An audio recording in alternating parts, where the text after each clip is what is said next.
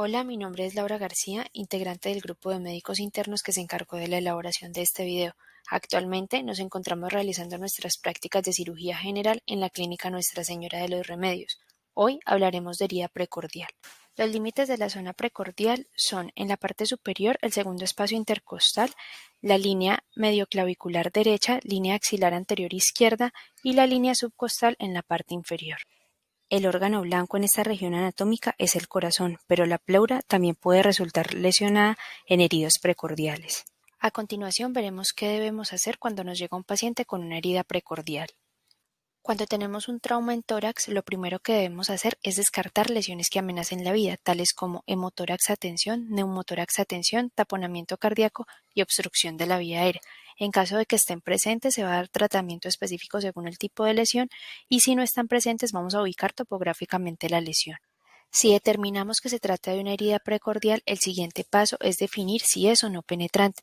Tendremos como referencia anatómica la fascia exotorácica. Si no lo atraviesa, decimos que se trata de una herida no penetrante, vamos a dar cuidados de la herida, vacuna antitetánica y egreso. Si por el contrario la atraviesa, hablamos de una herida precordial penetrante y lo primero que debemos hacer en este caso es tomar unos rayos X de tórax buscando signos indirectos de herida cardíaca o una lesión pleural significativa. Si está presente, vamos a poner un tubo de tórax. Si no hay una lesión pleural significativa, se debe tomar una placa control en 6 a 8 horas después y aquí vamos a tener dos opciones.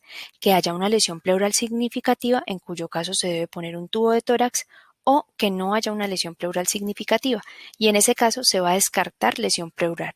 No podemos olvidarnos del corazón. Si hay una lesión pleural significativa, inmediatamente vamos a hacer una ventana pericárdica.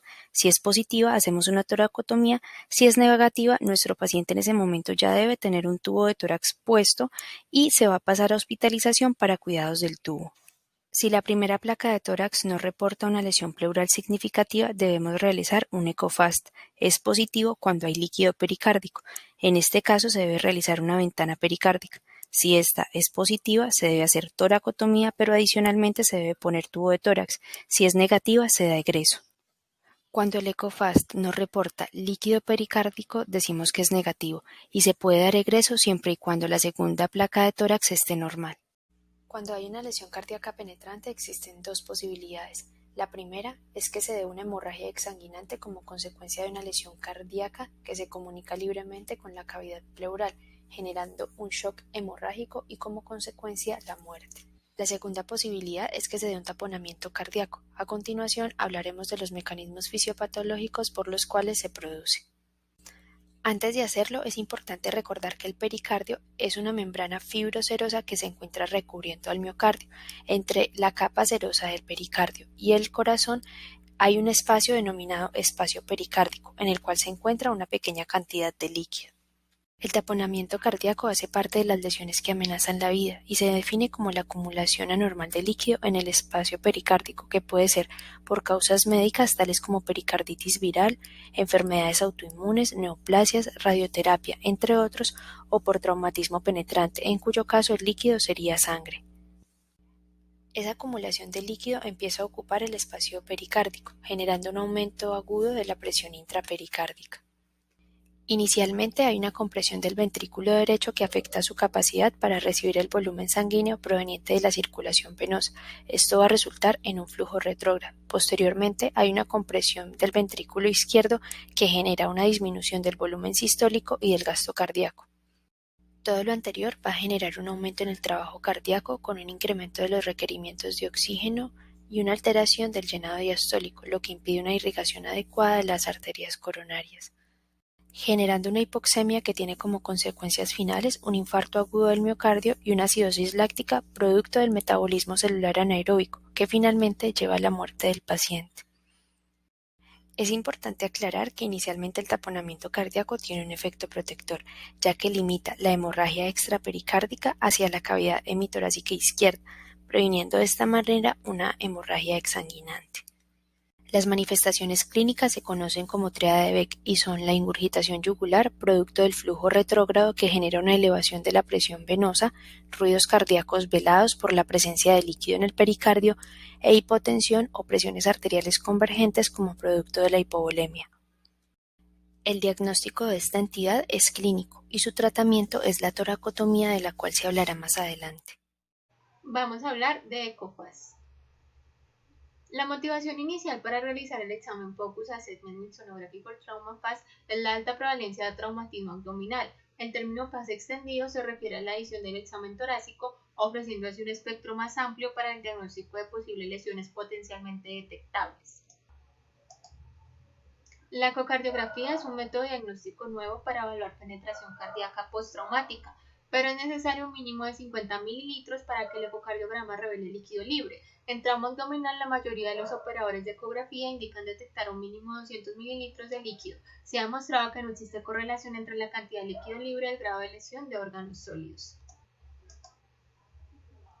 Al iniciar con el examen PAS se definen tres ventanas: ventana patorrenal, que se ubica a nivel del cuadrante superior derecho; ventana esplenorenal, que está a nivel del cuadrante superior izquierdo; ventana pélvica, que se visualiza por encima de la sínfisis del pubis. Al realizar el examen PAS extendido se adiciona la ventana subsifoidea con el fin de evaluar la presencia de taponamiento cardíaco y las ventanas en ápices pulmonares para descartar hemotórax o neumotórax.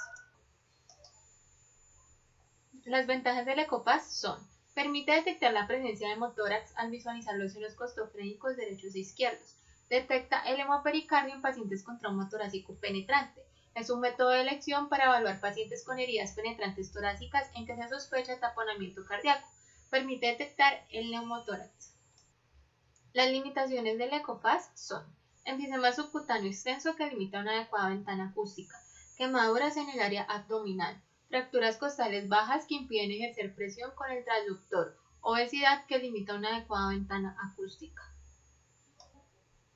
Conclusiones: la ecografía con técnica PAS es una herramienta extremadamente útil y costo efectiva en el manejo inicial de pacientes politraumatizados. Es importante su utilización ante toda sospecha de gravedad, por clínica o simplemente por mecanismo lesional, dentro de la valoración secundaria del paciente en cualquier tipo de trauma torácico o abdominal. Vamos a hablar de ventana pericárdica.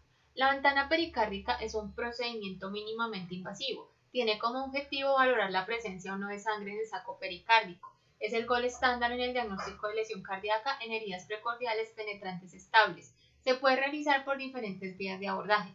Cuando evidenciamos una lesión pleural significativa que requiere colocación de tubo de toracostomía, el abordaje ideal es mediante toracoscopia.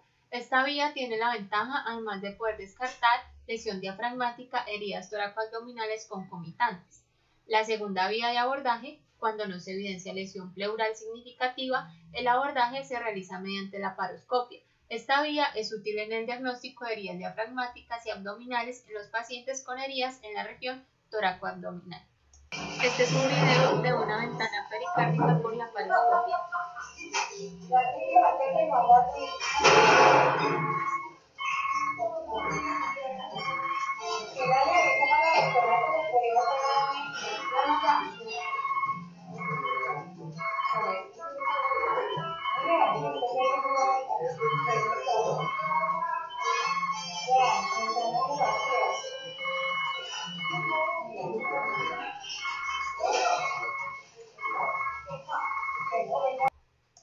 La tercera vía de abordaje es el abordaje subsifoideo, en casos en que no se cuente con equipo de laparoscopia. Este se realiza por una mini laparotomía mediana extraperitoneal subsifoidea.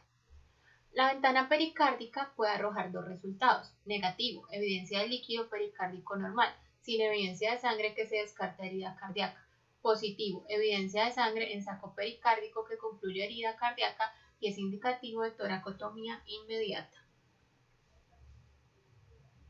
Como conclusiones, el propósito de la ventana pericárdica es drenar el líquido pericárdico dentro de la cavidad pleural o peritoneal. Es el estándar de oro en el diagnóstico de trauma cardíaco en heridas precordiales, estando descritas diferentes vías de abordaje.